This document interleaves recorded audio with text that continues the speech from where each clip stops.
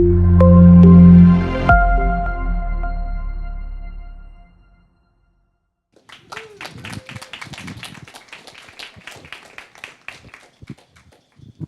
to not grab the bottom. Hi. Okay, so this is my fourth time on this stage, and 1 year ago today was my first time on this stage. So I guess every season I try and do this. Looking at me, you probably cannot tell that I live with a severe debilitating disease. You probably also don't know that this disease is as severe or as debilitating as it is, because it has over 100 types. I live with 3 forms of arthritis, and I'm only 32 years old. I was first diagnosed at 29 years old. I was a single mother, then to an almost 2-year-old. I had a rock star boyfriend who played in a black metal band. If you know what that genre is, it's very extreme. My whole world was turned around. I was then questioning my self-worth as I was put on disability, as I learned how to live through poverty because they do not pay very much through your CPP at all. I learned what it is like to have to wake up every day in chronic pain that will not go away. Because most people usually ask me, do your tattoos hurt? And I respond with, well, it's a pain that goes away. Unfortunately, the pain of arthritis doesn't always go away. Now, you're probably wondering why I said I have 3 types. I live with one that is an autoimmune disease. It's called rheumatoid arthritis.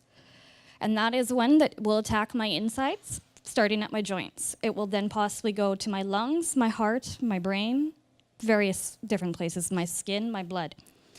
It's similar to lupus, psoriatic arthritis, and I also live with osteoarthritis, which is the wear and tear arthritis. That's in my spine, and I got from years and years of being an esthetician hunched over.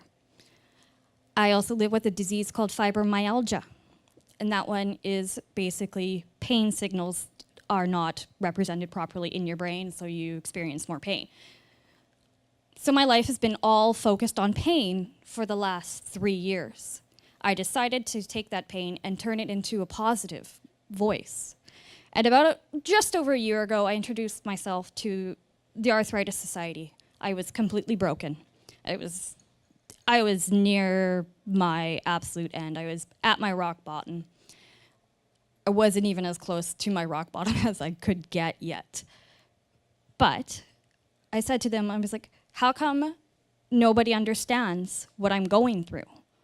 They said, you live with an invisible illness. People don't understand all the time what everybody is going through.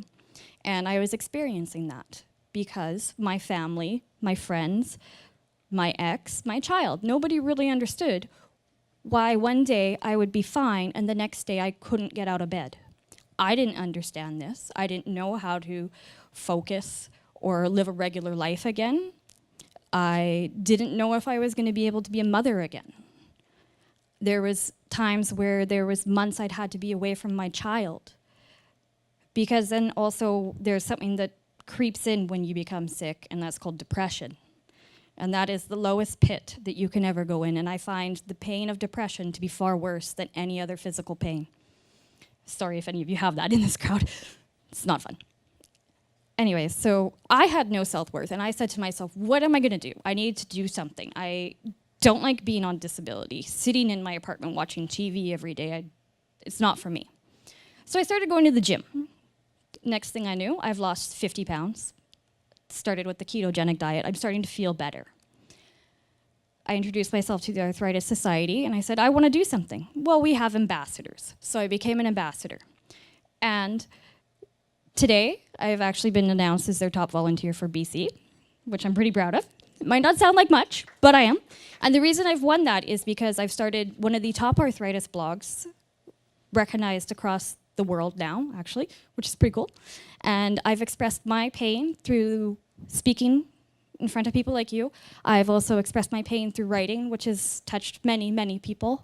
I'm going to Chicago next week for a patient advocacy conference. Not many people get it, and I'm very proud of that. So I am just giving the example today that even though you may be thrown complications in your life or adversity, and you can't look at something positive in such a harmful thing in your life, you can still find light in it.